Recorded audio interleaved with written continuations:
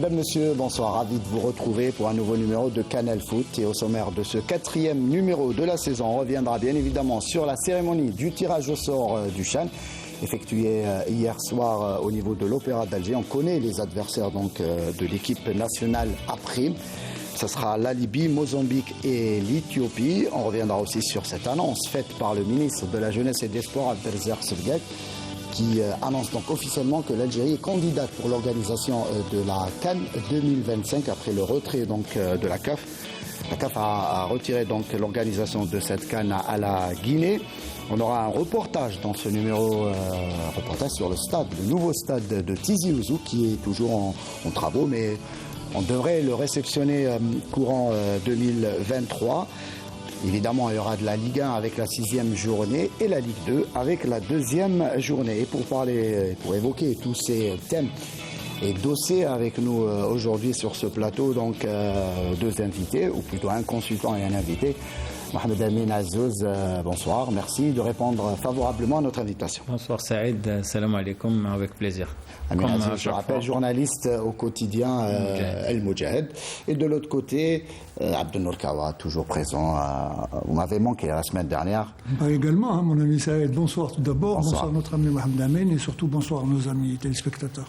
Il devait être avec nous aujourd'hui, donc Rachid Oukali, le président du comité d'organisation du CHAN 2023. Pour l'instant, on l'attend. On espère l'avoir. On est en direct, on l'espère avoir au cours de cette émission. Mais sans plus tarder, on va commencer donc avec la première rubrique de l'émission, avec évidemment les 3 points de Kawa.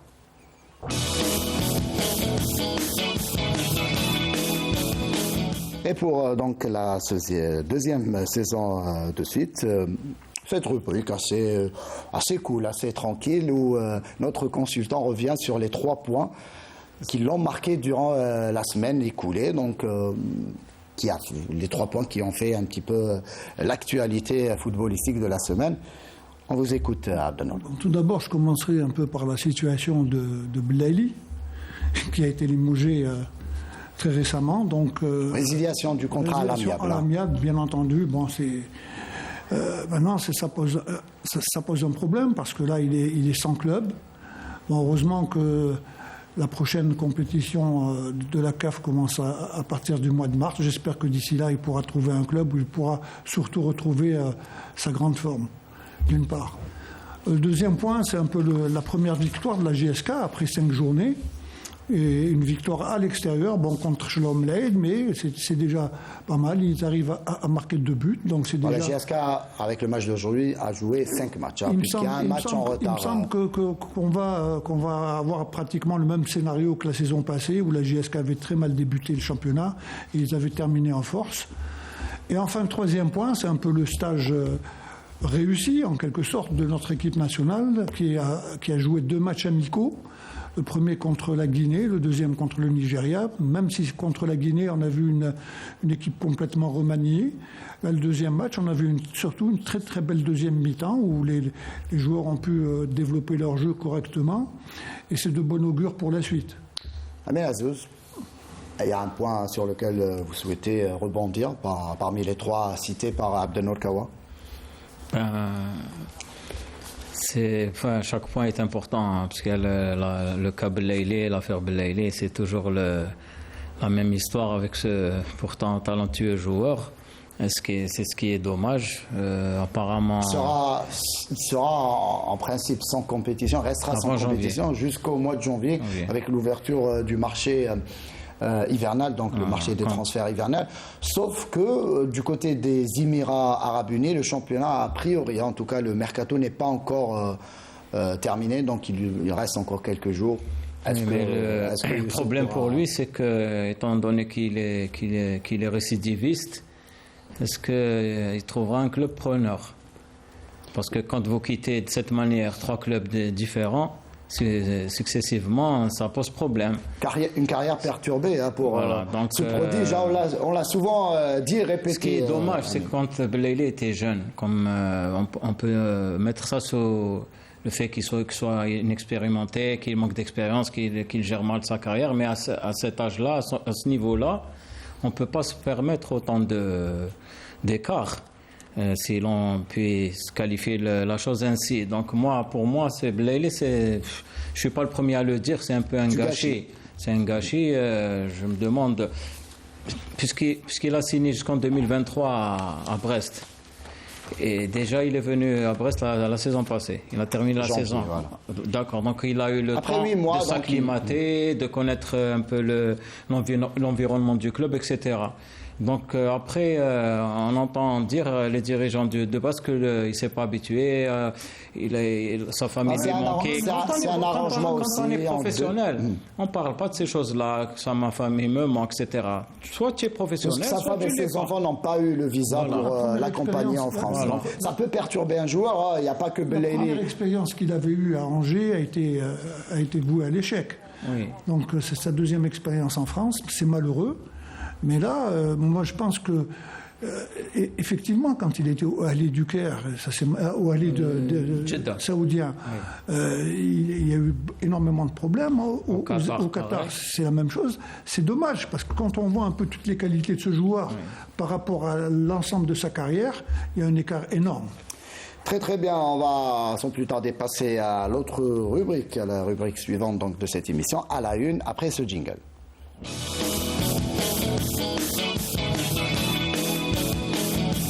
Et donc à la une de cette fin de semaine, évidemment, ce tirage au sort effectué hier soir, je le disais au sommaire, donc au niveau de l'Opéra d'Alger, ce tirage au sort qui concerne le CHAN, qui aura lieu en Algérie donc à partir du 13 janvier prochain et qui verra la participation pour la première fois de 18 nations. On va vous laisser suivre le reportage, plutôt la couverture de Riyad Belkhedim qui revient avec nous sur cette soirée et tous les aspects qui ont entouré cette cérémonie du tirage au sort.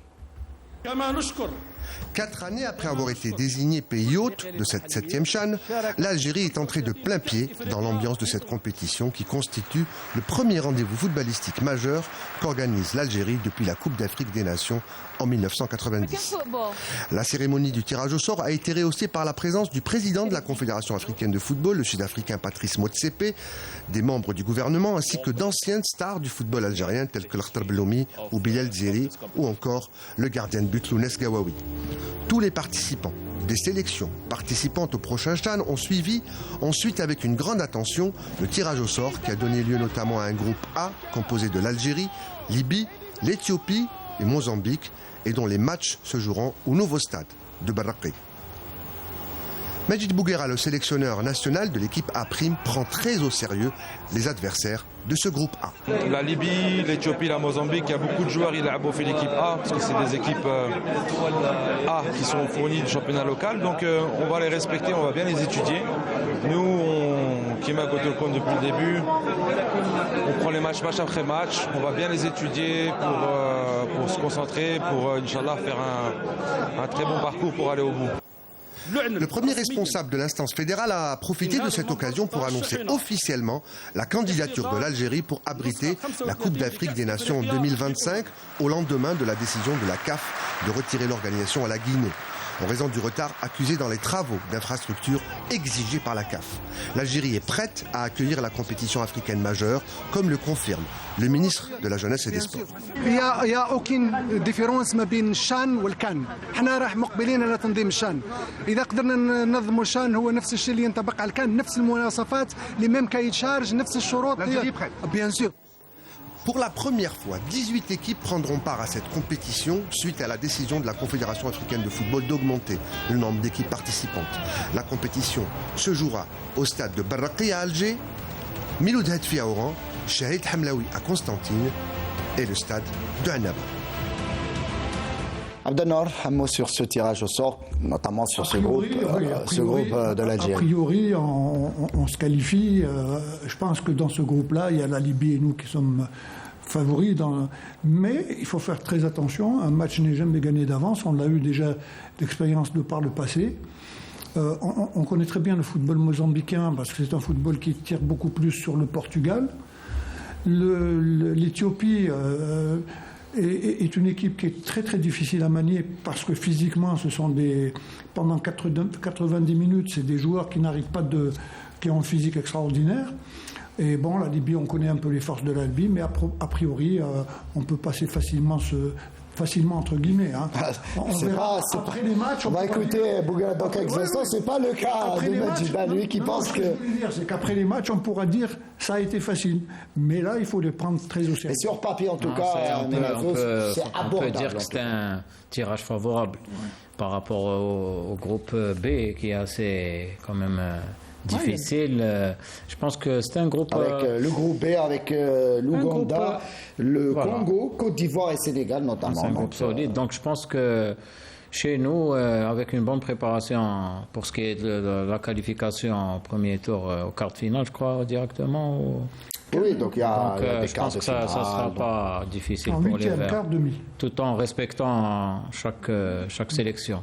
Parce qu'il n'y a plus de match facile en Afrique. Hein. Jouer le premier match face à la Libye, un derby maghrébin, jouer ce premier match entamer la compétition avec ce match face à la Libye, je le disais, donc une confrontation maghrébine. Mais qui n'est pas accrocheuse quand même. C'est assez agressif. On aurait voulu rencontrer la Libye au dernier match, hein, c'est certain. Moi, c'est l'inverse.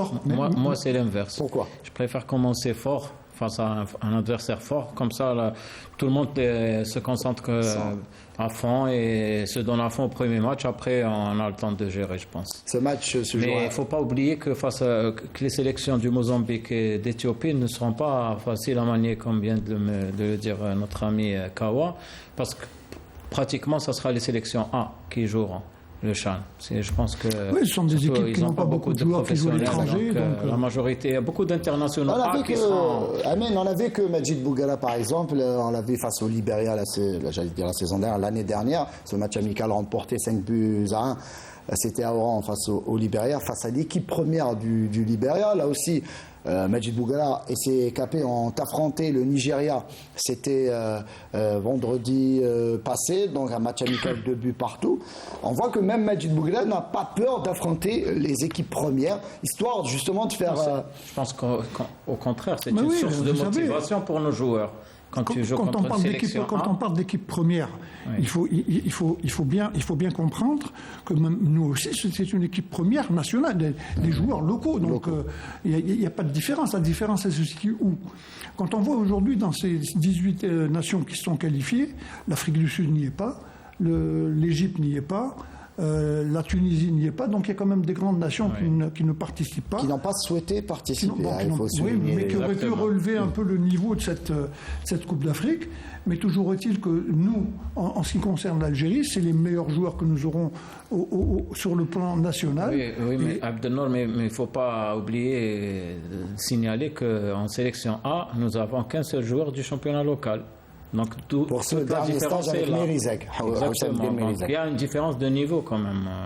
Il y a du potentiel, il y a de bons joueurs, mais jusqu'à présent, depuis la prise en charge de cette équipe-là par Bougara, on ne peut qu'être satisfait un peu de tout ce qui est en train de se faire, bien que beaucoup de joueurs sont partis. Le seul souci actuellement de Bougara, c'est que pendant le mercato, qu'il y ait des joueurs qui partent. Il en est à 17 matchs sans défaite, je crois. Oui.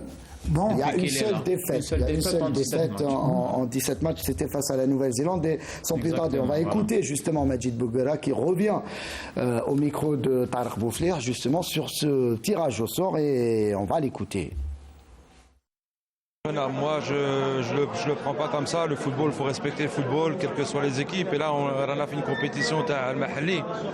On a laissé le Farik à chaque mercato pour chaque pays. Donc non, ce qui est sûr, c'est que la Libye, l'Éthiopie, la Mozambique, il y a beaucoup de joueurs, ils ont fait l'équipe A, parce que c'est des équipes A qui sont fournies du championnat local. Donc on va les respecter, on va bien les étudier. Nous, qui m'a côté compte depuis le début, on prend les match après match, on va bien les étudier pour se concentrer, pour Inch'Allah faire un très bon parcours pour aller au bout. Mais voilà, ça passe par du travail, d'humilité et quelle que soit l'équipe, ça va être une compétition qui sera, je pense, de bon niveau et il pourra avoir des surprises. Non, Éthiopie, Mozambique, on va les étudier. Parce que le problème, les équipes Mahali, ils ne sont pas médiatisées comme les équipes A, donc les images des fois sont dures à trouver, donc là on va s'y mettre. Surtout le tour de qualification, on aura l'opportunité de voir à peu près qui sera qui sera dans cette équipe et leur style de jeu, etc. Mais bon. Et la Libye, elle n'est pas présentée, donc ça va être un derby comme d'habitude. Et je pense que c'est bien. Ça va mettre un peu de piment à ce tournoi. En tout cas, on est impatient et maintenant on sait quels sont les adversaires, on va bien travailler. Majid Bouguerra serein, mais il préfère rester méfiant. En tout cas, Minaziz, on l'a écouté. Il faudra prendre les adversaires au sérieux. Il est dans son rôle de sélectionneur, c'est le discours à tenir. Parce que si l'entraîneur commence à parler avec facilité de ses adversaires, qu'en sera-t-il pour les joueurs? Donc je pense que tout entraîneur qui se respecte doit respecter n'importe quel adversaire. L'essentiel, c'est que l'équipe se prépare comme il se doit et soit à 100% prête le jour J. Abdelnour. Je voudrais revenir un peu sur l'organisation des grandes compétitions internationales que nous avons effectuées. On remonte à 75, Jeux méditerranéens, nous l'avons remporté. En 78, les Jeux africains que nous avons remportés. En 90, nous avons organisé la Coupe d'Afrique, nous l'avons remporté. Aujourd'hui, on va organiser le CHAN. Donc, je pense qu'on a toutes les possibilités de donner encore un titre supplémentaire à notre nation. Sur le discours de Bouguerra Oui, c'est un discours qui est logique. Oui, qui est tout à fait logique. On prend pas. Vous savez, le meilleur résultat qu'on ait pu faire dans ce championnat des joueurs locaux, ça a été au Soudan. Demi-finale. Au Soudan, on a été au demi-finale. Oui, j'étais. On avait perdu contre la Tunisie par les pénaltys. C'est la Tunisie qui l'avait remporté. Et depuis, on a fait une petite mine dans nos participations. Et c'était, pour ceux qui l'ont disputé, ce CHAN, on est unanime pour dire, en tout cas, on a pu le vérifier aussi sur le terrain. La CAF organise ce CHAN comme la CAN, l'événement est pris de manière considérable par la CAF. J'en avais parlé déjà. Vous savez de quel l'initiateur de cette compétition? C'est Rachid Makhlouf. Voilà. Il avait dit qu'à l'époque, il avait dit que nous allons vers un football africain qui va énormément. Beaucoup de joueurs se joueront en Europe. Donc il faudrait qu'on arrive quand même à organiser un championnat africain des joueurs locaux, et c'est à partir de cette réflexion que le CHAN a été mis en place. Et c'est une très bonne chose pour nous. Et l'équipe, même pour les joueurs locaux, ça sera une bonne opportunité pour les meilleurs de briller, de pouvoir espérer décrocher un contrat professionnel. Ça peut servir de tremplin, absolument. Et justement, en parlant de cette équipe des A-Prime qui se prépare toujours, ça fait maintenant presque une année et demie que l'équipe de Majid Bouguerra se prépare pour cet événement continental. Et je le disais tout à l'heure, un match nul face au Nigeria et une victoire face au Soudan et disputé donc jeudi face au stade plutôt Miloud Hetfidan. On va suivre le résumé de ce match avec Linda Touboul et on revient. Un début du match historique pour les Verts. Dès le coup d'envoi, Tahar lance une longue passe à Mziane, lui qui réussit à dépasser la défense adverse et inscrit le but le plus rapide dans l'histoire du football algérien.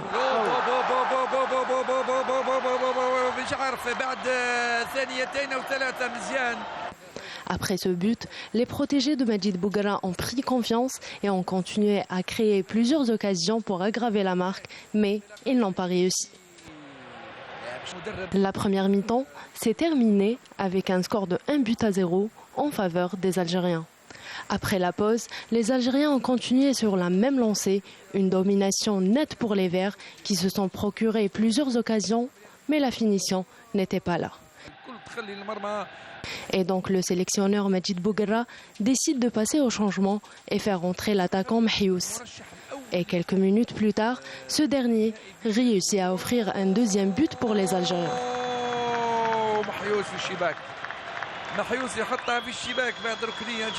L'arbitre siffle la fin de cette rencontre qui s'est achevée avec un score de 2-0 en faveur des Verts. Voilà, Abdelnour, on est en direct. Donne l'exemple. Non, je voulais dire, on est en train de parler un peu des joueurs locaux. Il y a un choix, c'est évident, il y a un choix qui doit être fait. Mais on peut découvrir des joueurs au fur et à mesure, même au niveau des divisions inférieures. C'est pas une fin en soi. J'avais donné l'exemple, moi, de Aïssa Draoui et de Fendi, qui en équipe nationale junior n'étaient même pas connus.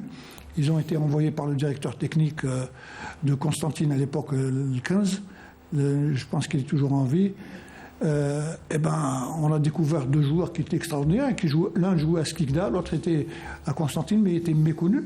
Donc, moi, je pense que Bougara est en train de faire un travail assez conséquent, puisqu'il se déplace pratiquement sur tout le territoire national.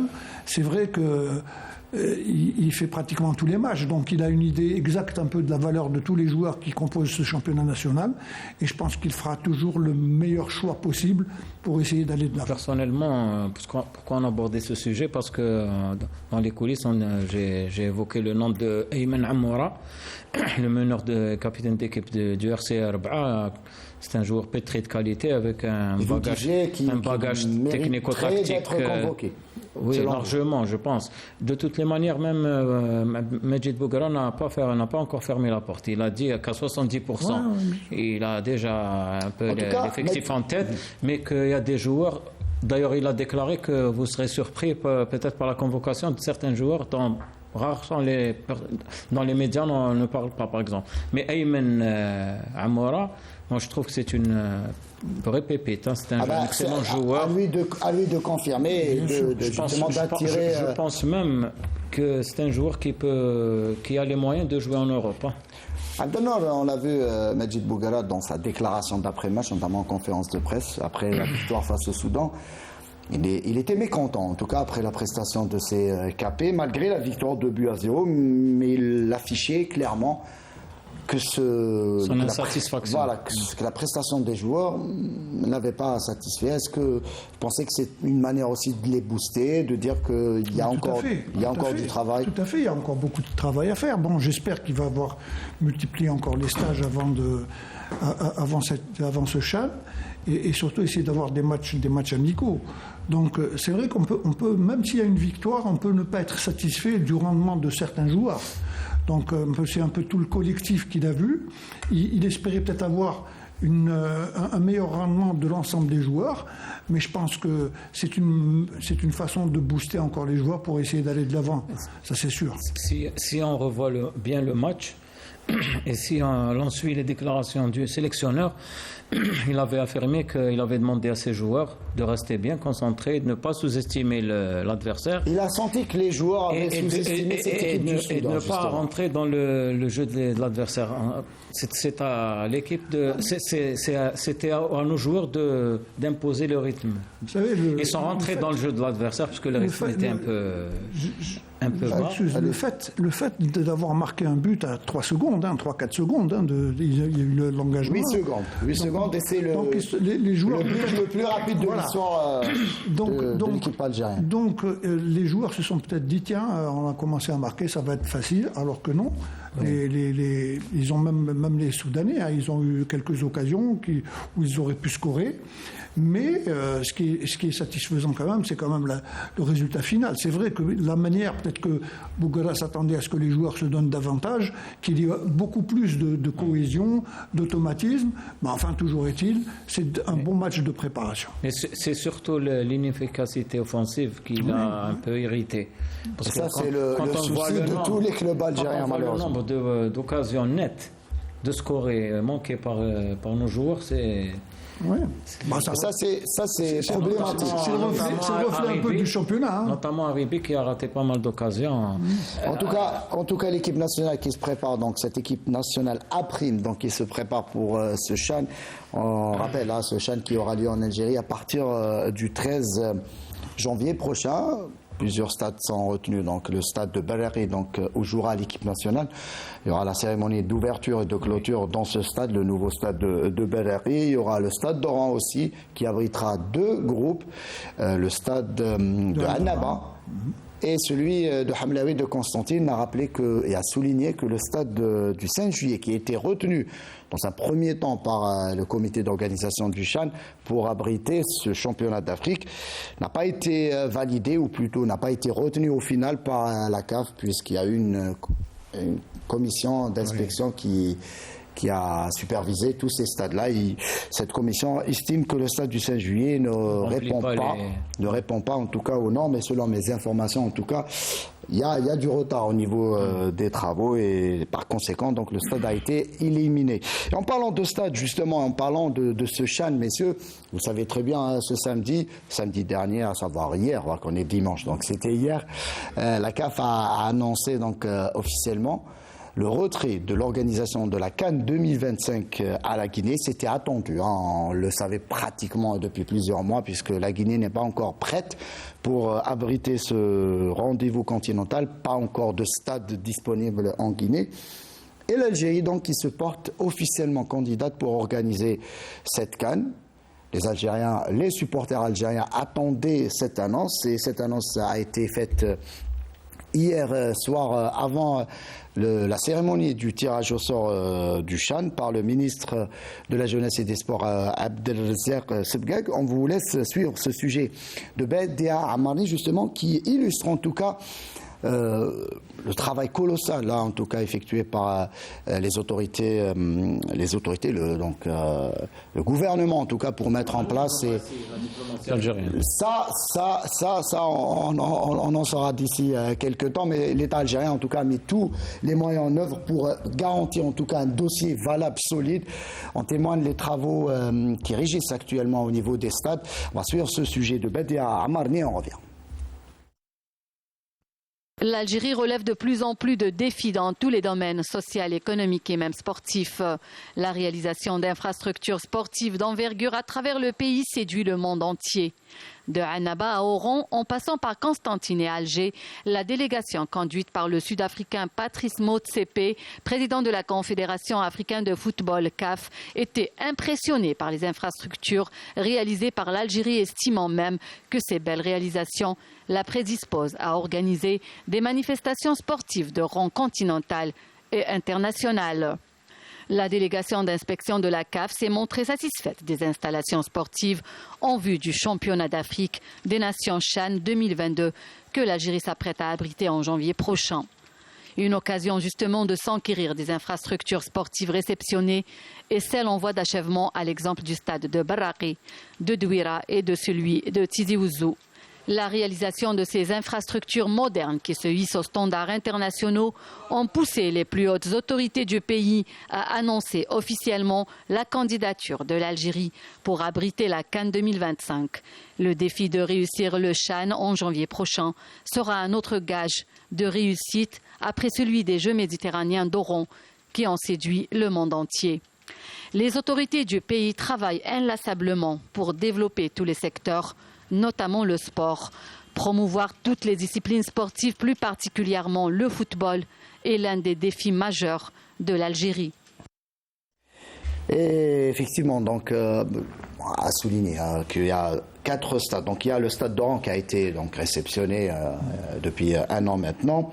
Il y a le stade de Barraqi qui est en voie de finalisation. Donc, le stade sera prêt dans les semaines à venir. Le stade de Douira et Tizi Ouzou, là aussi, les travaux avancent bien. Donc déjà 4 enceintes neuves à présenter dans ce dossier, plus évidemment le stade de Blida qui est là aussi, qui connaît des travaux, et selon mes informations, en tout cas on me dit que ce stade, là aussi il y aura un changement radical au niveau de Blida, et ça sera un véritable bijou dans quelques mois. Le stade du 5 juillet, bien évidemment, on le connaît. Hamlaoui qui est là aussi a été retapé, et le stade aussi de Annaba. Donc ça fait déjà 8 stades qui répondent aux normes de la CAF. Donc là aussi, je pense qu'avec l'Afrique du Sud, l'Algérie sera sans doute le second pays à avoir autant de stades homologués par la CAF, et ça c'est une performance donc à souligner, et donc ça fera en tout cas logiquement pencher la balance du côté algérien, messieurs. Ah, bien évidemment, là, c'est clair, hein, avec la réception des nouveaux stades, vu un peu toute l'infrastructure hôtelière qui s'est développée ces dernières années, les infrastructures routières, bien sûr, les lignes aériennes, les trains, les aéroports, les trains maintenant, les trains qui relient Oran très très rapidement. Donc tout est fin prêt pour pouvoir organiser cette compétition continentale. Moi, je pense qu'on a beaucoup de chance pour pouvoir la préparer. Tout à l'heure, quand j'avais cité l'organisation, j'avais oublié les Jeux méditerranéens qui se viennent du judo. Je vais rappeler, j'ai pas voulu. Je voulais qu'on reste sur et le championnat arabe des U17 aussi. Oui, également. Bon, on parle des grandes compétitions continentales. Je pense qu'on a de fortes chances, puisque c'est dans 3 ans. Hein. C'est en 2025. Donc, c'est demain, 2025. Oui, mais on a le temps de voir un peu tous ces terrains. D'abord de les réceptionner, puisque certains terrains ont accusé beaucoup de retard à la livraison. Mais là, on sent la volonté, en tout cas, du gouvernement. Il y a tous les stades mis à part le stade du 5 juillet, en tout cas les autres, en tout cas, on voit que les travaux avancent. Le gouvernement est en train de tout faire pour pouvoir réaliser ces infrastructures au plus vite. Donc c'est tant mieux pour le football en général et puis même le sport en particulier, puisque la majorité des terrains sont dotés de pistes d'athlétisme. C'est des complexes, pas uniquement des stades. Il faudra seulement veiller à ce que tous ces stades aient une pelouse digne de ce nom. Parce qu'apparemment, en Algérie, nous avons un problème avec les pelouses, avec le gazon naturel. Soit on fait appel au savoir-faire et aux compétences étrangères. C'est ce qui a été fait, Amenazouz. L'entreprise chargée justement de poser ces nouvelles pelouses, en tout cas, c'est une entreprise étrangère. Il faut choisir la meilleure. Parce que quand vous partez au Qatar, ils n'ont pas de problème de gazon. Quand vous partez en Arabie Saoudite, qui est un pays très très chaud aussi. Au Qatar, il fait froid. Non, c'est la même chose. Hein. J'ai dit aussi que le Qatar, donc qui ont de très très bonnes pelouses. Mais on n'est pas là pour faire la comparaison. En tout cas, on sait où se situe l'exemple est vivant. Il y a un nouveau stade à Oran qui est magnifique, mais la pelouse n'est pas top. Juste pour expliquer les choses, je ne suis pas là pour défendre l'indéfendable. En tout cas, c'est vrai que c'est les premiers matchs, tu me diras, etc. Mais... La pelouse a été posée, en tout cas. Il y a un an. Non, elle a été refaite. Il y a eu une nouvelle pelouse qui a été. On a vu l'état. Oui, mais il fallait pas encore 2 semaines de repos total avant justement les premiers matchs. Aussi à souligner que l'équipe nationale s'est entraînée sur la pelouse principale pendant 5 séances. Idem pour l'équipe de la Guinée, veille de match. Le Nigeria, le Soudan, 3 matchs en 6 jours. Non, c'est pas pour donner, pour expliquer, plutôt pour défendre. On trouve toujours des alibis. Quand on joue dans le haut niveau, tout ça doit être prévu au départ. Le haut niveau, monsieur Amenazouz, il faut savoir que les stades de haut niveau, justement, si on compare les stades européens, c'est des stades qui disposent notamment de gazonnières. Oui, il faut le faire ici. C'était convenu dans les projets. Non, ça sera fait du côté d'Oran et ça sera une première en Afrique. Tout ça pour dire... Oui. Tout ça pour dire que... pourquoi j'évoque ce problème? Non, vous avez raison. Je suis d'accord avec vous. Pour critiquer. C'est-à-dire il faut qu'on se dise les choses en face pour améliorer, parce qu'on est jaloux de notre pays. Si on organise une CAN, il faudrait que ça soit top. Ah oui, sur ça, on est d'accord. Voilà. Et après, si tu permettras, après, quand on avancera dans la discussion, j'ai d'autres points à soulever par rapport au comportement du public, à beaucoup d'autres choses. Justement, sur cette annonce faite par l'État algérien à travers le ministre de la Jeunesse et des Sports de se présenter pour l'organisation de cette CAN 2025. Vous le disiez, donc l'Algérie a tous les moyens pour... Bien sûr, et en commençant d'abord par le président de la République, M. Tebboune, qui a, lors d'une conférence de presse il y a quelques semaines de cela, il avait mis le point sur justement tout ce qui concerne les infrastructures sportives, qu'il allait même y avoir des complexes du côté de l'Est, de l'Ouest, au Sud, au Sud-Est aussi. Absolument. Donc ça prouve qu'il y a quand même un intérêt énorme au développement du sport. Et pour développer le sport, ça, on commence bien entendu par les infrastructures. Ça, c'est très important. Il faudrait autre chose. Je m'excuse, je continue. Maintenant, il faudrait que, pour pouvoir encore développer davantage notre football, imposer que le ministère des Sports et la fédération puissent quand même maintenant mettre en garde tous les clubs pour qu'ils puissent avoir leur propre centre de formation et leur propre infrastructure. Ça, c'est un autre débat, évidemment. Mais ça va dans la continuité. Hein. Ce que je voudrais dire, c'est quand le président de la République donne des directives, moi je trouve pas... Ça m'énerve un peu qu'à chaque fois que quelqu'un parle, ils se sentent obligés de dire comme a dit le président de la République. Le président de la République, c'est le premier responsable, la première autorité du pays. Il donne des directives, il y a un gouvernement, il y a un ministre. Ils ne sont pas obligés de dire à chaque fois comme l'a dit le président de la République. Pour brosser dans le sens du poil, il faut passer à l'acte. Ce qui fera plaisir au peuple algérien et au président de la République, c'est que les choses fonctionnent comme ça, elles devraient fonctionner. On l'a vu lors des Jeux méditerranéens, voilà. Ça a été une réussite. Il ne suffit pas de faire de longs discours et de... Non, là, il faut être... Il y a des responsables qui font un peu dans le show, dans le cinéma, ils font du cinéma. Il faut faire... Pourquoi les ministres sont en train de changer à chaque fois? Pourquoi le président... Ça, c'est un autre débat. Oui, mais ça, c'est dans le sport. Pourquoi les ministres sont en train de changer? Excuse-moi, parce que nous sommes arrivés à une étape où il faudrait que les meilleurs soient au poste. Je suis d'accord avec vous. Pour faire avancer les choses, parce qu'on en a marre des discours.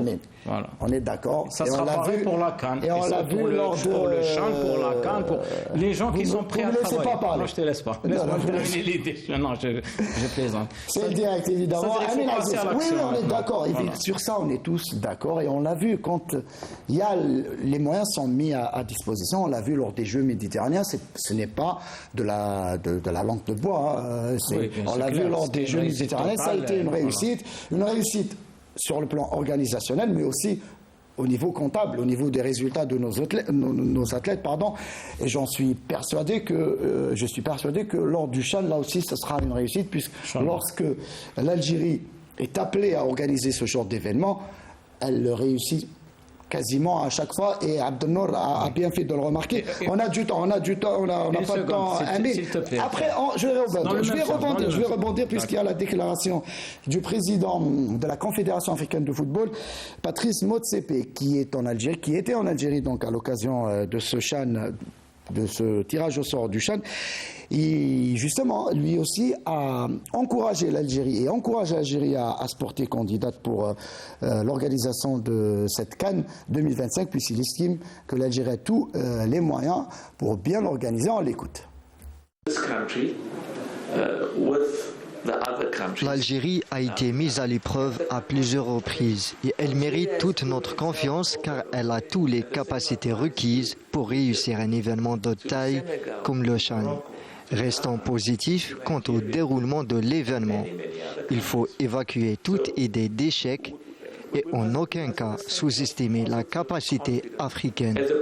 En ma qualité de président de la CAF, je le dis clairement, j'encourage l'Algérie. Il y a plusieurs autres pays qui souhaitent accueillir cet événement et je les encourage. L'Algérie a une histoire de football dont elle est fière et tous les Africains sont fiers de sa noble histoire footballistique.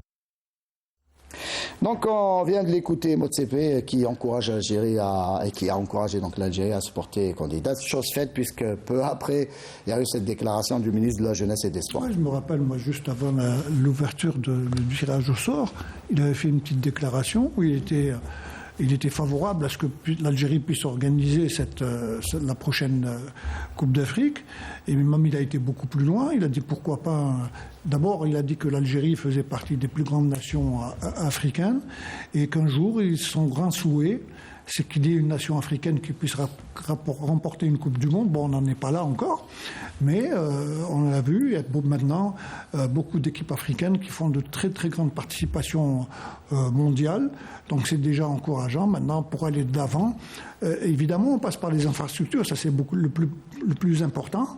Et maintenant, la qualité des joueurs, bien entendu. Mohamed Menazouz, justement, on revient un petit peu sur cette déclaration. Là aussi, vous le disiez tout à l'heure, et à juste titre. Là aussi, ça sera un jeu de coulisses. Il ne faut pas être naïf. Ça, on le sait, il y a un jeu de coulisses qui... Parce qu'on n'est pas les seuls candidats. Hein. Tout à fait. Pour l'instant, il n'y a que l'Algérie qui a annoncé officiellement sa candidature. Donc, on taira les noms pour le moment, puisque c'est rien d'officiel. Mais il est clair qu'on entend par-ci, par-là que des pays envisagent de se porter candidat, là aussi. Et on l'a vu par le passé au niveau de la CAF, là aussi il faudra user de diplomatie sportive, même politique, pour essayer d'obtenir cette organisation. Si on fait une lecture des propos tenus par le président de la CAF, M. Motsepe, qui est l'homme fort de la Confédération africaine de football, et je pense qu'on a déjà fait la moitié du chemin. Et quand je parle de coulisses, évidemment, pour qu'on se comprenne, je parle de lobbying, pas dans le sens où il faudra verser de l'argent, ça on est d'accord. On parle du lobbying. On ne parle pas de bakshish, on parle Et c'est ce qui se passe. On trouve ça partout. Il faudra convaincre les membres du comité exécutif, et je reviens vers vous. Je t'ai dit, si l'on se réfère à la déclaration du président de la CAF, c'est clair qu'il a déjà fait la moitié du chemin, parce qu'il a des influences aussi, lui aussi. Ça, c'est très important. Moi, je peux te dire à présent, je peux m'avancer, vous pouvez enregistrer, l'émission sera enregistrée, qu'à 80%, si tout se passe bien, la CAN 2014 aura lieu en Algérie. 2025, 2014. Je suis au Brésil. Donc je pense que nous avons un dossier assez consistant pour pouvoir décrocher Cette fois-ci, la CAF, en tout cas les membres, quand on parle de CAF, c'est les membres du comité exécutif de la CAF qui voteront, évidemment, mais là, je pense qu'on aura tous les moyens, en tout cas, un dossier embêtant. Quand on revoit un peu tous les pays qui ont organisé cette Coupe d'Afrique, en premier lieu, quand on parle d'infrastructures, bien évidemment, on revient toujours à l'Afrique du Sud. Mais là, en parlant de l'Algérie, on avait organisé en 90, donc 35 ans après. Moi, je pense qu'en 35 ans, on a quand même fait beaucoup de choses. Et tout dernièrement, d'ailleurs, pour avoir l'aval, pour pouvoir organiser le championnat des joueurs locaux, il a fallu aller de l'avant et puis avoir des infrastructures déjà prêtes. Maintenant, il faut dire une chose aussi, c'est que par le passé, il n'y a pas eu une réelle volonté. Exact. Bien sûr, on n'avait pas... Voilà, donc il n'y a pas eu cette volonté. Là, on sent depuis quelques années, il y a une volonté au niveau du gouvernement. Il y a eu les années noires, il y a eu les années noires. Ça, on en est d'accord. Je parle des 15 dernières années, il n'y a pas eu... On entendait, c'était plus la presse qui évoquait la volonté de l'Algérie à se porter candidate, mais là on voit que les faits sont là. L'Algérie... La raison est toute simple. C'est parce qu'on aura de nouveaux stades aux normes inter-FIFA. Puisqu'il y a une volonté concrète. Sans volonté politique, on ne peut rien faire. Hébergement, il ne faut pas oublier que vous étiez à Oran. On a vu ce qui a été fait à Oran comme infrastructure hôtelière. À Alger, la même chose. À Constantine, c'est la même chose. Un peu partout à travers le pays. On a effectué, personnellement, j'ai pu couvrir 5 Coupes d'Afrique, 5 phases finales de CAN. Et l'Algérie, c'est pas parce qu'on est algérien, mais on a couvert des CAN dans des pays où ça manquait quasiment, ça a été plus que difficile. On manquait même d'hébergement. Donc nous, les journalistes, on a eu à galérer, Guinée équatoriale, au Gabon. Donc ça a été... Au niveau des Coupes d'Afrique, j'en ai fait 4. Moi, je me rappellerai très bien de la Coupe d'Afrique du Sénégal, où on était 3 nations dans un petit hôtel. Et on se bousculait pour pouvoir non seulement passer à table, mais même pour les chambres, on était obligé d'avoir des chambres doubles ou triples. Donc, moi, j'évoque surtout les dernières années, Léna. Si tu permets, j'ai envie d'ouvrir une parenthèse, parce que chaque fois dans mes propos, j'aimerais bien faire passer des messages. Là, on parle d'infrastructures de haut niveau. J'aimerais que cette même volonté politique soit donnée à tout ce qui est sport national. On a des stades, par exemple, un grand stade à Bel'Abbas, un grand stade à Saïda, un grand stade à Al-Alma, par exemple, à Tlemcen. À Koléa, justement. Il ne faudrait pas qu'on pense à améliorer l'infrastructure en termes de gazon naturel, de capacité d'accueil, de conditions d'accueil. Donc, que lorsqu'il s'agit de compétitions internationales. Il faudrait pour que notre football puisse bien évoluer. Mais ça aide. Ça aide partout. Ça aide. Même en Europe. Très souvent... Ça aide s'il y a une bonne gestion de ces infrastructures. Parce que s'il y avait une bonne gestion des autres infrastructures, du stade de Opov de Schleuf, des stades que je viens de citer. On aurait eu des terrains en gazon naturel de bonne qualité, à Biskra aussi. Et notre foot. On espère, il y a le stade de Schleuf là aussi, le stade de Schleuf qui est en travaux. Donc voilà. On espère, je pense en tout cas d'ici l'année prochaine, on aura de beaux stades et ça permettra aux joueurs, aux clubs justement de pratiquer du beau football et d'exporter des joueurs, puisque quand le stade est grand, notre football aussi. Exactement, donc développer le football local. Et en parlant justement de ces infrastructures, de la nécessité de voir les clubs algériens, notamment les locomotives, jouer dans ces nouveaux stades. Il y a le stade de Tizi Ouzou, le nouveau stade de Tizi Ouzou, qui était à l'arrêt pendant 2 années, donc ça a été déjà ça sera aussi l'un des plus beaux stades, si ce n'est le plus beau en Algérie. On va suivre ce reportage, ce sujet donc signé Yasmine Saoudi, qui nous parle et qui nous fait visiter et découvrir ce nouveau stade de Tizi Ouzou. Vous l'avez dit, c'est un petit joyau, on vous laisse suivre. Après un arrêt de plus de 2 ans, les travaux du stade du complexe sportif de la wilaya de Tizi Ouzou ont connu ces derniers mois une avancée considérable.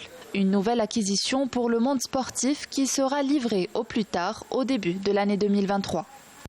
من الصعب جدا انه ناخذ مشروع يعني كان متوقف ويعني ونعاودوا ريلونسيوه ونعاود يمشي بهذا. C'est très difficile de relancer un projet à l'arrêt depuis longtemps. Dieu merci, nous avons bien avancé. L'opération de pose des sièges avance très bien. Le gazon naturel a été planté aujourd'hui. D'ici le 1er novembre, le gazon aura pris forme. العشب الطبيعي يعني ان شاء الله من اول نوفمبر راح نكون عند الموعد ويكون العشب الطبيعي يكون يعني الى بري فورم. Construit selon les normes internationales, ce stade de football de 50 000 places abritera les manifestations sportives nationales et internationales. C'est un stade construit selon les normes internationales. Le ministère de la Jeunesse et des Sports et le ministère de l'Habitat et de l'Urbanisme accordent un intérêt particulier à ce projet. Concernant les travaux de viabilisation, ils seront bientôt achevés. Nous pouvons clairement constater que le projet avance à une bonne vitesse.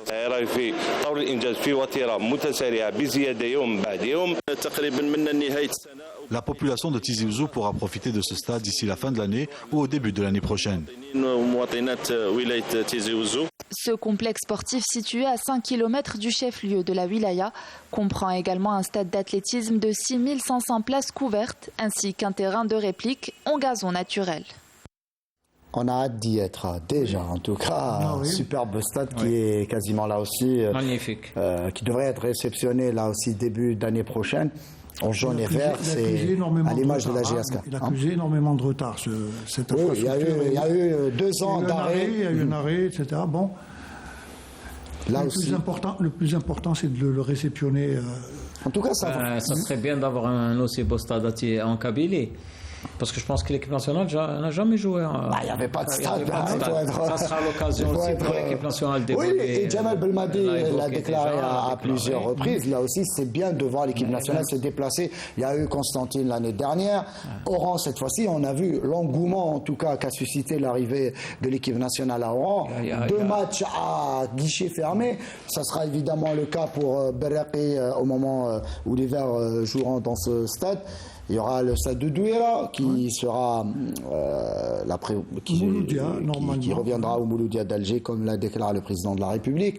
Le stade de Tizi Ouzou, là aussi vous parlez de l'équipe nationale, de la GS Kabylie, ce grand club qui pourra là aussi du pays, qui pourra évoluer sur un stade digne de ce nom. Et je te parie qu'il y aura beaucoup de monde à chaque match. Et ça permettra au club aussi de... Il faudra avoir une bonne équipe. Ça permettra au club aussi de régler ses problèmes financiers. Et par contre, je souhaiterais qu'à ce moment-là, la JSK ait de grands dirigeants.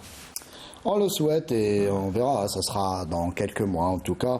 On a fait le tour, messieurs, sur ce sujet, notamment pour ce qui est de cette CAN 2025 et des infrastructures donc, que réceptionnera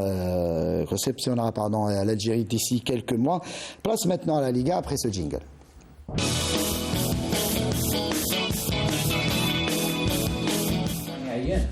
Voilà, Ryan, direct. On est en direct et Mohamed Amin Azouz est fatigué, il veut dormir a priori. Et donc, je le disais, donc cette journée de Liga, la 6e, a vu notamment la défaite à domicile cet après-midi du Paradou Athletic Club face à l'équipe de Khenchela, l'USM Khenchela, l'équipe de Nabil Nariz qui enchaîne un deuxième succès consécutif. On va voir les images de cette partie. Est-ce que ça vous étonne, ce revers du Paradou Abdennour Kawa, sachant que le Paradou n'a pas encore gagné à domicile? Oui, le problème du Paradou cette saison, c'est qu'ils ont rajeuni énormément leurs équipes. Là, ils jouent contre une équipe qui vient d'accéder, Khenchela, qui est à la recherche, qui fait son apprentissage en première division. Je pourrais dire la même chose aujourd'hui du Paradou, parce que la majorité des joueurs qui composent cette équipe sont jeunes, ils n'ont pas encore beaucoup d'expérience. Donc aujourd'hui, on a vu... ce n'est pas le jeu habituel du Paradou. On a vu la qualité du Paradou de par le passé. C'était un peu le jeu collectif. Et là, j'ai remarqué qu'il y avait trop de jeux individuels. Et à l'approche des buts, il n'y avait pas de finish. Donc, évidemment, pour gagner un match, il faut marquer des buts. Et là, le Paradou souffre énormément de ce côté-là. En parlant justement, avant d'écouter les deux coachs, Mokhtar Hamani qui est en régie, s'il y a possibilité d'avoir les images du match qui se joue en ce moment même entre le MCO et l'USM Alger. En principe, on est quasiment à la fin du match. On va me dire à l'oreillette s'il y a les images des dernières minutes de cette partie pour avoir notamment le résultat du match. On revient sur cette partie PAC USMK avec vous, Amin Azouz. Là aussi, victoire importante pour l'USMK à Khenchela, donc qui aligne, je le disais, un deuxième succès consécutif. Après un début de saison compliqué. En écoutant Nabil Nariz hier lors d'une émission sur la chaîne nationale, avec vos collègues de la chaîne nationale, j'ai senti en lui une certaine confiance, même s'il était mesuré, mais il est... Voilà, il y a les images, on revoit, pardon Amin, les images de ce match qui se joue en ce moment même, donc entre le MC Oran et l'USM Alger. Victoire pour l'instant du MCO, alors qu'on joue la 88e minute de jeu, un stade là aussi, quasiment il y a du monde, au stade d'Ahmed Zabana d'Oran, et cela va constituer, si le score en restait là, donc première défaite de l'USMA cette saison. Allez-y, Anne. Donc je pense que c'est une victoire méritée quand même de l'USM Khenchela qui a eu les plus nettes occasions de scorer, je pense, dans ce match. Il y a eu une domination, mais pas terrible. Voilà. Il y avait un jeu décousu de part et d'autre. Il y avait la monopole. Le monopole en première mi-temps, le monopole du jeu était pour le Paradou, mais en deuxième mi-temps, on a vu le Khenchela qui était très bien organisé défensivement, qui jouait par des contres. Bon, ils ont réussi à marquer un but en fin de partie. Et je pense que c'est une victoire méritée.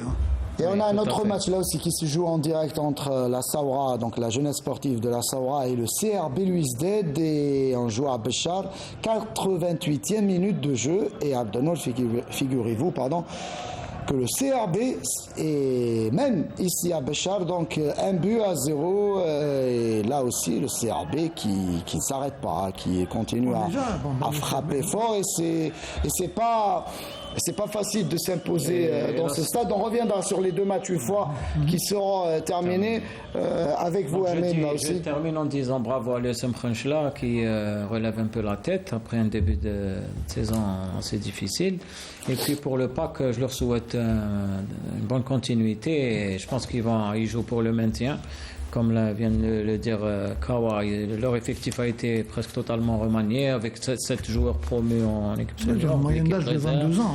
Une moyenne d'âge de 22 ans et qu'on connaît la politique du PAC, donc on n'a pas à s'inquiéter. On va écouter justement les déclarations d'après-match, donc un entraîneur heureux et un entraîneur déçu, à savoir Nabil Nariz et Francisco Chalo qui était au micro donc, de Mahmoud Djebaili. C'était une très belle victoire devant une très belle équipe. C'était un match très difficile devant une équipe qui joue un football structuré, un football académique, surtout avec des attaques placées. La seule façon de les contrecarrer, c'était bien d'être très organisé sur le terrain, de fermer les espaces, surtout entre les lignes, et attendre sur un ballon une contre-attaque. Alhamdoulilah, la première mi-temps, on a souffert et ils ont monopolisé le ballon, alors que nous, on était tout le temps en place. En deuxième mi-temps, on a fait des changements qui ont apporté surtout de la vitesse dans la profondeur, et sur un ballon, Zaidi a pu marquer. Et à partir de là, on a surtout défendu notre acquis. Alhamdoulilah, on a eu 3 points qui vont nous permettre de préparer les prochains matchs dans la sérénité. C'est un match a dominé le match d'une façon territoriale, avec un volume de jeu, mais avec des difficultés de pénétration.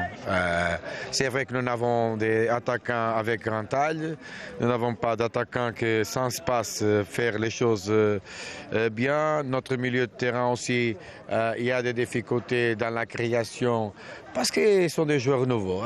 C'est comme ça. Mais c'est dommage, parce que même comme ça, tu peux faire un match nul parce que tu ne marques pas. Mais tu ne peux pas incasser, perdre le match parce que tu commences à rigoler un peu devant la surface. Et ça sent mauvais du côté du Paradou, notamment pour le coach Chalot. 4 points seulement récoltés en 5 journées à Abdelnour Kawa. Il y a un match en retard à disputer pour le Paradou face à l'USMA. Donc là aussi, ça commence à sentir le roussi pour Chalot. Le Paradou nous a habitués chaque début de saison à avoir beaucoup de difficultés à démarrer les saisons, à l'exception peut-être de l'année passée où ils avaient très bien entamé la saison, mais de par le passé, je me rappellerai toujours. D'ailleurs, même c'était avec Chalot qui était entraîneur. Ils avaient très très mal débuté le championnat, puis ils avaient terminé en force. Mais malheureusement, cette année, ce n'est pas du tout les mêmes joueurs qui composent cette équipe-là. Il y a eu pas mal de départs. Donc, est-ce que Chalot va continuer sa mission ? Ça reste un peu énigmatique.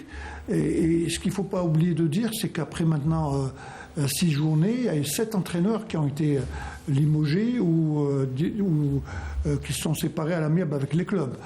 Donc le dernier en date, c'est celui de Le Bayed qui a été on parle de une résiliation à l'amiable, mais je pense que cette année, ça va être une hécatombe au niveau de par le passé. Mais c'est incroyable, par exemple, si l'on prend comme exemple l'entraîneur de Le Bayed. Et le Bayed fait une bonne entame de championnat. Oui, je les ai vus jouer à 2 reprises. C'est une bonne équipe. 7e place. C'est une bonne équipe avec de bons joueurs.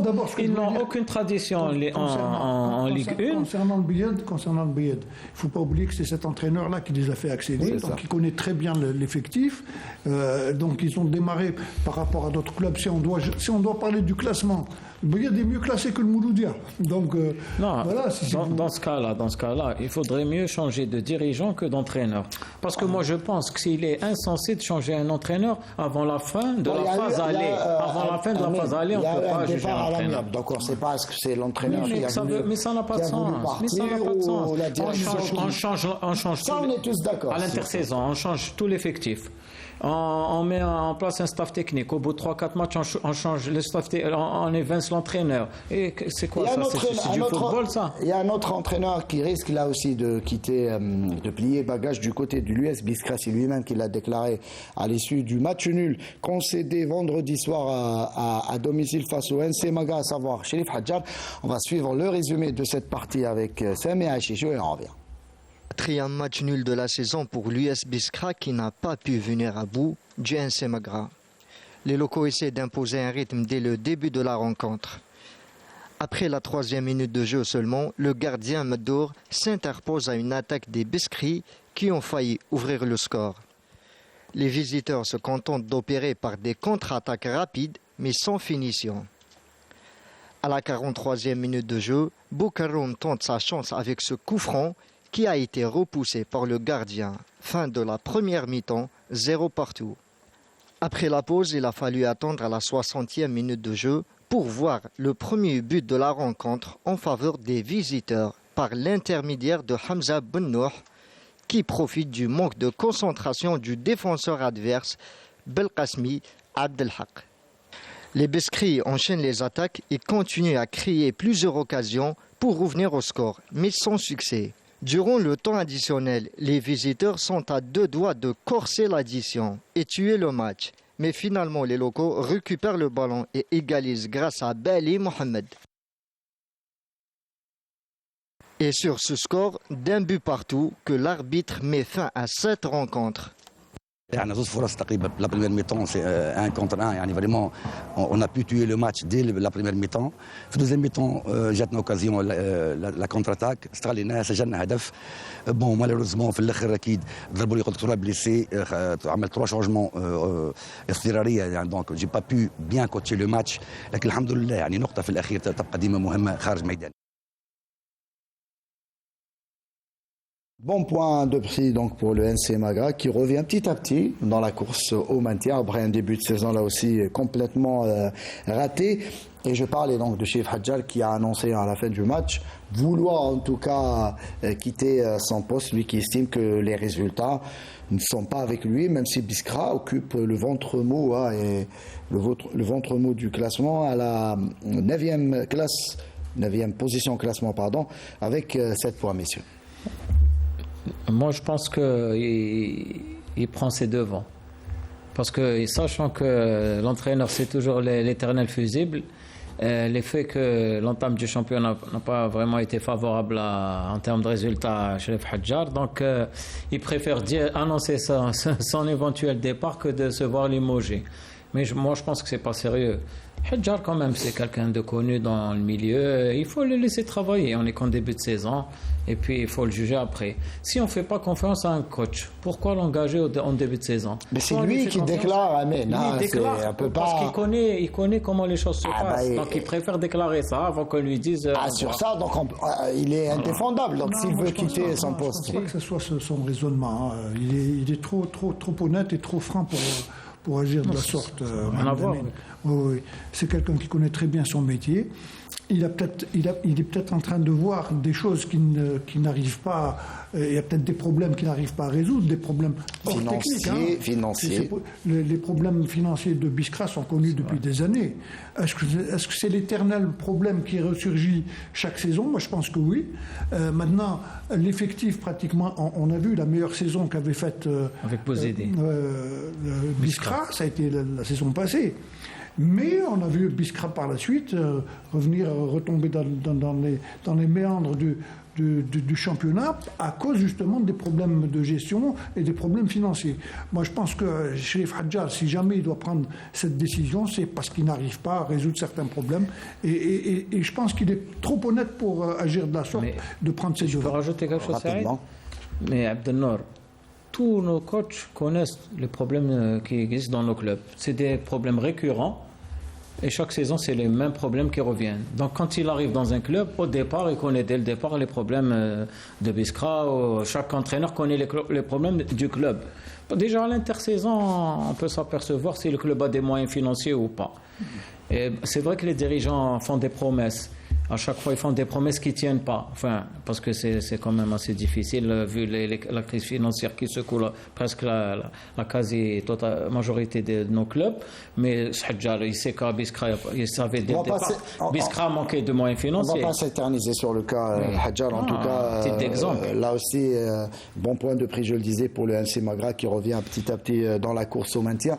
Et fin des 2 matchs, en tout cas, qui se sont disputés en soirée avec la victoire, je le disais, du MCO, la première de la saison, face à l'USM Alger, qui connaît donc sa première défaite cette saison, et le CRB Louis-Z, là aussi superbe coup réalisé par les hommes de Nabil El Kouki qui l'emporte une nouvelle fois, puisque la saison dernière le CRB avait déjà remporté son match à Béchar face à la GS Sawa.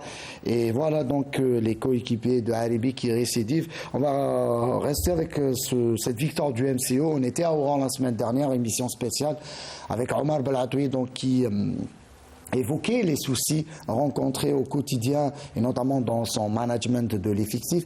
La victoire importante pour le MCO qui respire, le MCO qui était avant-dernière à cette équipe du MCO. Bien sûr, c'est une victoire qui est très très importante pour cette équipe-là. On connaît tout d'abord tous les problèmes que vit le club. D'ailleurs, en commençant par les dirigeants. Bon, Blatoui a pris quand même une mission difficile. On connaît un peu les forces et les faiblesses techniques de cette équipe-là. Hein. Donc, il y a quand même des joueurs qui ont quand même de très bonnes dispositions pour pouvoir être de bons joueurs dans cette équipe-là. Aujourd'hui, ils jouent contre l'USMA, qui est un match très très important, parce que si jamais... L'USMA, deuxième au classement avant cette journée. Si jamais ils avaient perdu, ils seraient vraiment, je pense, dans une véritable crise. Maintenant, ça leur permet un peu de sortir la tête de l'eau et d'envisager sereinement les prochains matchs, pour peu que l'équipe dirigeante soit stabilisée et puisse être à la hauteur de ses engagements. Sur ce match, et l'USMA notamment qui connaît sa première défaite après 4 matchs, 4 victoires. Il y a eu un match en retard, je le disais tout à l'heure, face au Paradou. Défaite, est-ce que c'est... La défaite fait partie du jeu. Il faudrait que les supporters le comprennent une fois pour toutes. Si la pression est mise sur les joueurs et sur l'entraîneur quand il n'y a pas de résultat, c'est vrai. Mais les supporters doivent protéger leur équipe. Si tu aimes une équipe, si tu la supportes, il faut la supporter, surtout dans les moments difficiles. Quand ça gagne, c'est la joie, etc. Mais quand ça perd, il ne faudrait pas que les joueurs se sentent seuls. C'est là où il faudra les encourager à faire mieux. La saison est encore très longue et je pense que l'USMA a le potentiel qu'il faut pour rebondir. Tant mieux pour l'équipe du Mouloudia d'Oran et pour Blatoui, parce que à Oran, au MCO, là, c'est une situation très très difficile. L'environnement direct du club n'aide pas l'équipe pour en tout cas, chaque année, c'est la même histoire. Victoire importante à domicile face à cette équipe, je disais, de l'USMA. Et qui arrêtera le CRB Belouizdad, triple champion d'Algérie, qui continue à aligner les victoires là aussi, 4e de la saison.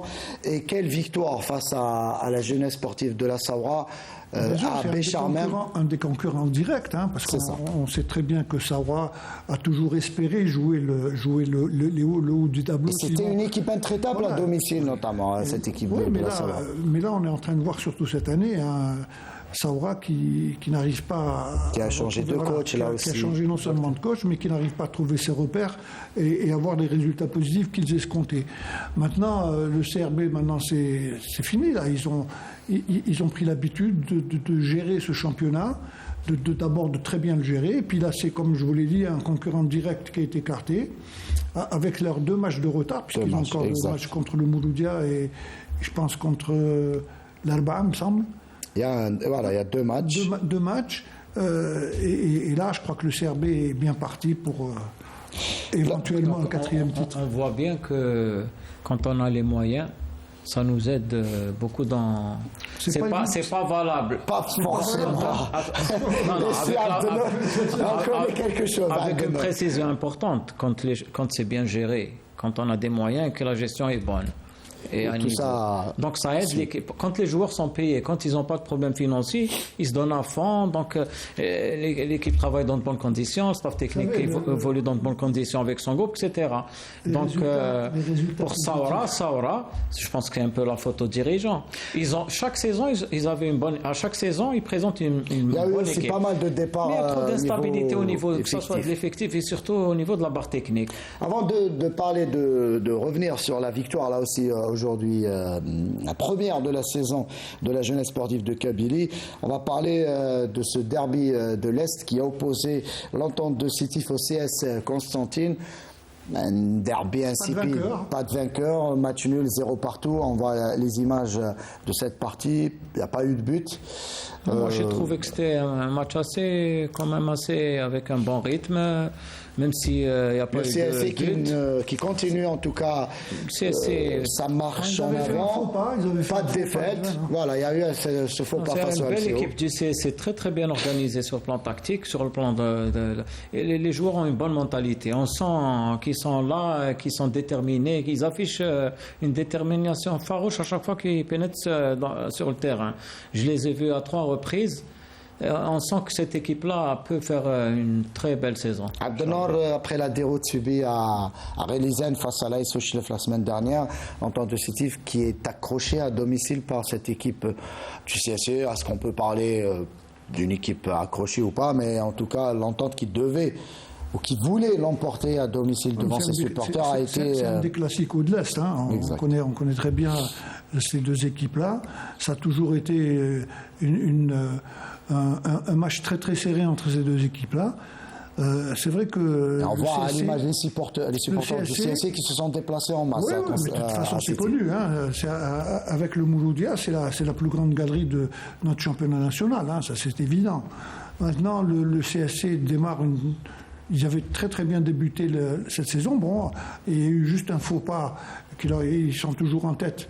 Puisque l'USMA a perdu, bon, il y a le CRB qui revient. CSC premier avec 14 points. Mais avec le CRB à deux matchs de retard. Le CRB 12 points. Si tu permets, Saïd, pour moi, le point positif dans ce match-là, c'est le public sétifien.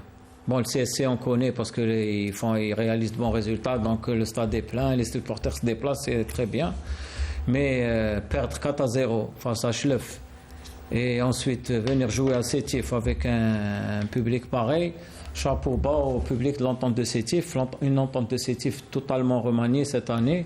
Et je pense que les supporters l'ont compris. Il faudrait qu'ils laissent le temps au staff technique de mettre en place, voilà, parce que c'est pas en 2, 3 ou 4 mois que tu peux avoir une superbe équipe. Il faut leur laisser le temps. Donc je pense que c'est plutôt une saison de transition pour l'entente. Et place donc à la victoire de la jeunesse sportive de Kabylie. C'était en déplacement, enfin, et notamment la GSK qui marque enfin, en plus de gagner. Cette équipe a marqué pour la première fois cette saison ses 2 buts donc inscrits face à cette équipe. On va voir notamment les données. Malheureusement, on n'a pas encore les images, donc vous les aurez demain sur notamment les autres chaînes du groupe de la télévision publique, la jeunesse sportive de Kabylie.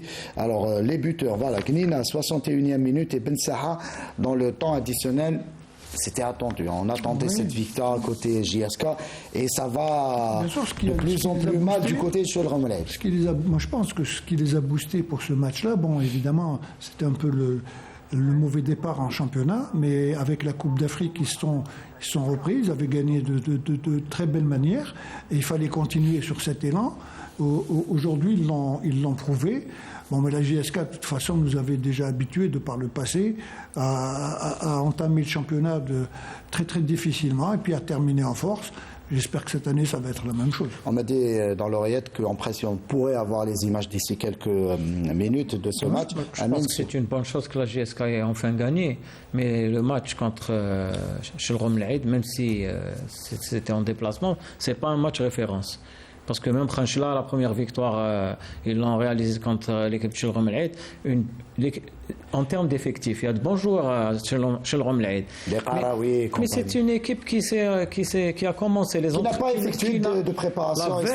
Aucune préparation. Ils ont regroupé quelques réserves, des joueurs de l'équipe réserve, et puis ils ont renforcé l'équipe en dernier lieu. Et donc ils ne se sont pas préparés. Ils sont en train de se préparer à travers ce premier match de championnat. Il fallait gagner heureusement, ce match pour les Canaries. C'est-à-dire pour ne Première victoire aussi pour l'entraîneur. Il faudrait que la JSK confirme lors des prochains matchs. Par rapport à Sholrom El Aid, je les ai déjà vus jouer. Ils ont une bonne équipe. Seulement sur le plan physique, ils ont un déficit physique parce qu'ils n'ont pas effectué de préparation. Et à ce niveau-là, ça ne pardonne pas. Et on essaiera d'avoir, donc, avant de rendre l'antenne, d'avoir les buts de cette partie. On passe là aussi. Et ça vous tient à cœur, ça, de voir les buts. Ah oui, moi j'aime voir les buts de tous les matchs du championnat. Et malheureusement, là aussi, on ne pourra pas montrer les buts de cette belle victoire du RC L'Herba. C'était à domicile vendredi face à l'équipe d'El Bayed, 3-1. Pourquoi ? Puisque notre caméraman, notre équipe n'a pu avoir les meilleurs angles, pas les meilleurs, en tout cas pouvoir filmer très difficile en toute quiétude et dans les conditions chaotiques. Ce n'est jamais facile pour nos équipes de travailler. Donc le stade de l'Alba, la saison dernière, quand il n'y avait pas de public, où ça jouait à huis clos, c'était assez tranquille. Mais là, avec le public, mettre la caméra au milieu des supporters, ce n'est jamais facile. Donc désolé désolé pour les supporters de l'Arba et de l'Bayad, là aussi malgré la défaite, mais dans pareille situation, il faudra trouver des solutions, que ce soit au niveau de l'Arba ou même au niveau de la Ligue, pour permettre à nos équipes de travailler dans des conditions en tout cas acceptables, pour ne pas dire optimales ou voilà, on ne demande pas la lune. Donc on va revenir juste sur ce match, victoire là aussi de l'Arba, qui réalise un début de saison exceptionnel, troisième au classement général. Oui, si on doit reparler un peu de l'Arba, on connaît toutes les difficultés qu'ils avaient vécues les saisons passées. Hein. Ils ont joué pratiquement leur survie sur 2 ou 3 saisons. Donc cette année, je pense qu'ils ont un effectif quand même assez complet et une bonne entame de championnat. Je pense que cette année, ils vont faire quand même, bien évidemment, s'ils ne rencontrent pas les problèmes qu'ils ont eu de par le passé, c'est-à-dire parlant toujours des problèmes financiers que vit ce club-là. Et donc, très encourageant pour cette équipe. Moi, je les ai vus jouer lors de leur déplacement à Sétif face à l'Entente. Franchement, ils m'ont impressionné sur le plan qualité de jeu. Oui, bien sûr. Jusque-là, c'est l'équipe qui m'a le plus séduit sur le plan du jeu. C'est vrai que ça joue avec bien. Un Ayman Amoura, un vrai maestro au milieu du terrain, un super joueur et une bonne équipe de l'Arba. Ce qui est à saluer du côté de l'Arba, c'est qu'ils n'ont pas de moyens, puisqu'ils ont ils ont beaucoup de problèmes financiers. Les dirigeants ont convenu avec le joueur, c'est-à-dire ils les ont convaincus de rester à l'Arba. Donc pratiquement une bonne partie de l'effectif de la saison passée est restée. Donc l'équipe de l'Arba n'a pas de problème de cohésion. Je pense qu'ils vont réaliser, Inch'Allah, en tout cas, ils sont bien partis. Saison, et j'espère que les autorités de la Wilaya et de Blida apporteront leur contribution pour aider cette équipe. Et du côté d'Al-Bayad, malgré un bon début de saison pour une première parmi l'élite, on en a parlé tout à l'heure, avec le départ malheureusement de l'entraîneur, et ça avec un départ, donc résiliation à l'amiable entre. Je pense qu'ils vont avoir beaucoup de difficultés. S'il vous plaît, on n'a pas le temps, donc on va laisser. On me dit à l'oreillette qu'on a les images du match de la jeunesse sportive de Kabylie. Donc, et cette victoire 2-0 face à Hilash El Romlaïd, je le disais, voilà les buteurs de cette partie. Gnina à la 61e minute, donc avait ouvert la marque pour les Canaries avant donc ce deuxième but signé Ben Saha. On voit les images, en tout cas. Un petit résumé donc de 2 minutes. On voit tout, finalement, les meilleures actions de cette partie. C'est joué à huis clos, je crois. Est-ce que c'est joué à huis clos? Non, en principe, il y avait la présence des supporters. En tout cas, on sent du côté de la GS Kabylie cette envie de revenir en force. Abdenol, là aussi, Amarani, après une première réussite en Coupe d'Afrique, avec une victoire et une qualification. Victoire 3-0 et qualification pour le tour suivant. Il y a eu un match nul en déplacement à Al-Bayad, où il n'est jamais facile de revenir avec, on l'a vu là aussi avec ce début de saison réussi d'Al-Bayad. Et là, donc, cette victoire à l'extérieur face à Shell Romelaid. Oui, je pense que de toute façon, on connaît un peu le professionnalisme de Amarani. Donc, s'il a accepté de prendre les. Ça, c'est le premier but. Voilà. De prendre les rênes de la JSK, c'est qu'il avait une idée bien précise de ce qu'il pouvait donner comme point positif à cette équipe-là. Donc reprendre le championnat avec ça lui fait 3 matchs, donc un match de Coupe d'Afrique qui réussit à gagner, un match nul en déplacement, donc et une victoire en déplacement. C'est que ce soit Shell Romlaïd ou une autre équipe, moi je pense qu'ils ont quand même le mérite d'avoir gagné ce match-là. Même si Shell Romlaïd est une équipe qui n'est pas encore au point, mais ils ont été avec la ferme conviction de ramener les 3 points, ils l'ont fait, et ça c'est le plus important. Amen, sur ce match, on voit certainement le deuxième but signé Ben Saha dans les ultimes minutes du match. Ce qui me désole le plus, c'est que je crois que les gens à Shell Romlaïd ne savent pas la chance qu'ils ont en jouant en Ligue 1. Ils ont accédé brillamment la saison passée. Ils ont la chance de figurer parmi l'élite. Et ils font rien pour pour leur équipe au départ. C'est-à-dire que c'est une équipe qui a été abandonnée. Oui, c'est dommage, mais c'est-à-dire même là, je vois que le stade n'était pas plein. Quand la JSK se déplace, généralement les stades sont pleins. Avec les problèmes. Voilà, mais il faut qu'ils soutiennent leur équipe dans les moments difficiles. Rapidement, on passe à la Ligue 2, donc avec la deuxième journée qui s'est disputée après ce jingle. Donc, je le disais, la Ligue 2 qui a connu sa deuxième journée avec notamment le groupe Centre-Ouest et pas mal de victoires pour cette deuxième journée du côté de Tiaret, Mostaganem, Timouchent et Meshria qui sont donc en tête du classement avec 6 points. Donc, CR Timouchent, victoire 3-2 face au RC Kuba. L'Azmodoran, donc, qui fait match nul à domicile face au MC Saïda, victoire de Tiaret face à Médéa. Et l'ES Mostaganem, victoire là aussi face à Boufarik. Bon, on n'est qu'en début de saison à Abdelnor. On va suivre en tout cas cette Ligue 2, pas de très très près, mais on suivra en tout cas l'évolution des matchs et des résultats. Déjà, après 2 matchs, on est en train de voir sur les 2 groupes, les équipes qui avaient raté de peu l'accession la saison passée, en parlant de Annaba, en parlant de Mostaganem, plutôt de Timouchent. Donc on les retrouve dans le groupe de tête. Je pense qu'ils ont des atouts assez sérieux pour pouvoir espérer l'accession. Bien sûr, c'est 2 matchs, mais on voit déjà qu'il y a quand même une grande envie de retrouver la D1. Et du côté du centre-est, on va voir les images là aussi. Une seule équipe a gagné les 2 matchs, à savoir l'équipe de l'USM Annaba, victorieuse hier de l'équipe de Khmis Al-Khanchna, Amin Azouz. C'est bien de voir Annaba revenir, débuter en force cette saison, 2 matchs de victoire. Ils ont entamé tardivement la préparation. Et quand vous avez un entraîneur de la trempe de Kamel Mouassa, qui est quand même assez chevronné, qui sait gérer ce genre de situation, pour le moment... Une bonne entame de saison pour l'USM Annaba et Annaba mérite d'avoir un grand club avec une grande équipe. J'espère que l'USM Annaba poursuivra sur ce notamment avec le nouveau stade, mais le stade qui est en travaux et qui sera là aussi magnifique au moment de sa livraison. On arrive au terme de cette émission. Messieurs, merci à Amin Azouz, merci à Abdelnor Kawa d'être revenu, ça a été sympa. Ouais. On a bien parlé en tout cas. On a décortiqué toute l'actualité comme chaque dimanche soir. Je remercie évidemment toute l'équipe technique donc, qui a réalisé pour vous cette émission. À leur tête, Mohamed Boulis, le réalisateur, Hanan Belkhiri, notre script, toute l'équipe des journalistes, à leur tête, le rédacteur en chef, Mukhtar Hammani. Je vous dis bonne soirée et à dimanche prochain.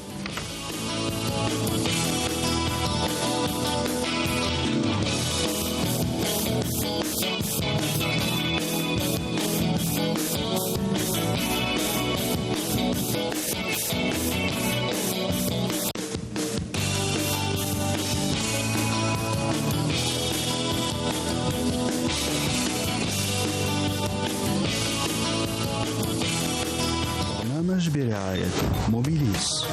موبيليس أينما كنتم.